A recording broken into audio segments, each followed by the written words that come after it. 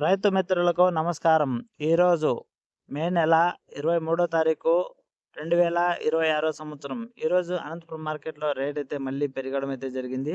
అంటే గత 2 రోజులతో పోలిస్తే ఈరోజు మళ్ళా పెరిగింది. ఇక లేట్ చేయకుండా ఆ వివరాలేంటో ఒకసారి చూసేద్దాం. ఎన్ని కాయలొచ్చినాయి, ఎంత రేటు పోయిందనేది.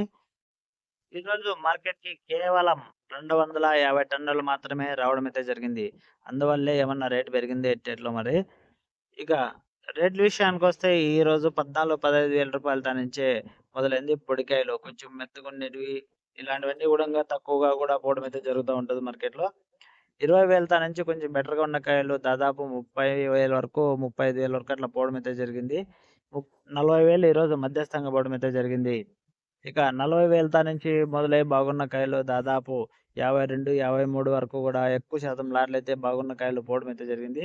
ఇక టాప్ రేట్ విషయానికొస్తే ఈరోజు అనంతపురం మార్కెట్‌లో 57,000 అనేది మార్కెట్‌లో పోవడం అయితే జరిగింది. ఈ ఇన్ఫర్మేషన్ మీకు నచ్చినట్టయితే లైక్ కొట్టి, షేర్ చేసి, సబ్స్క్రైబ్ చేసుకోని వాళ్ళు ఎవరైనా ఉంటే చేసుకొని అయితే వీడియో చూడండి. Thank you for watching. జై హింద్. మళ్ళీ సోమవారం కలుసుకుందాం.